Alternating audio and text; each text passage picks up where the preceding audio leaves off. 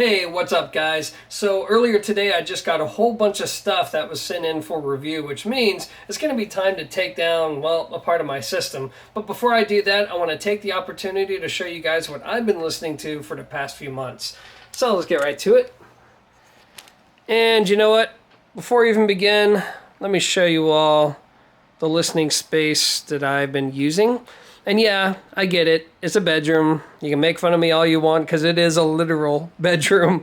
But you know what? The sound in this room is just decent enough to where I can usually get a pretty good pulse on what a product sounds like, which for review purposes is all that really matters. Now, one of the things you're going to notice is that there is no equipment rack. In fact, I have the gear practically sitting on the floor. And that's because, guys, no matter what solution I try, I just prefer the sound of my system when there's no component rack. Yeah, it's kind of counterintuitive, especially since I'm on the second floor, but it usually ends up working that way. Alright, so the main speakers I've been using, and I know it's kind of dark in here, but the main speakers I've been using is from Totem Acoustic. They're called the Hawk. And I absolutely love these speakers, even though they are an absolute pain in the ass to set up. I mean, seriously, guys, I've had hundreds of speakers, and these are by far the most difficult to work with in terms of just getting them to gel with the right gear, the right room, the right place within that room. I mean, the difference between sound and absolutely amazing sound can be just a few millimeters away with the Hawk. But yeah, if you get it done right, I mean, they can sound beautiful. Now down here, you're going to notice my fancy audiophile resonating devices. These definitely add at least, like 5 hertz to the frequency extension. Alright, I'm just screwing with you guys. I actually just put that down there because I thought it looks cool.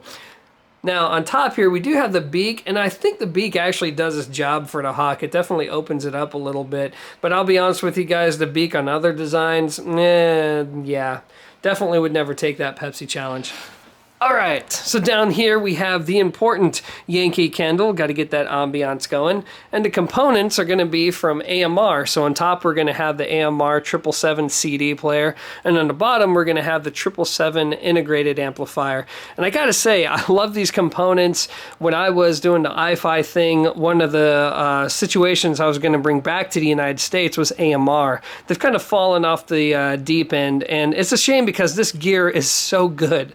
That's what drew me to the brand to begin with, and I especially love the CD player, and that's because it really bridges that gap between that overtly warm digital sounding gear and that overtly cool and cold digital sounding gear. To me, it's one of the most natural sounding CD players you can possibly buy for the money. And the integrated amp, even though it's not that powerful at 60 watts into 8 ohms, it also has this very natural sound to it. Again, walking that line between warmth and tell it like it is accuracy.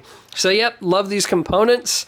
And on the back here, you're going to see some Kaplan cables. Those are actually not sent to me for review. Instead, it's just for personal evaluation. Hey Josh, if you're watching this, thanks man.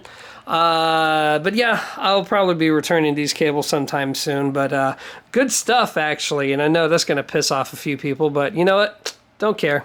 Anyways, guys, that's going to be it. I'm going to be taking the Hawks down tomorrow and going to be putting some new speakers in place. And in fact, I got quite a few speakers to talk about, and I will be talking about that tomorrow. Until then, thanks for watching, and peace.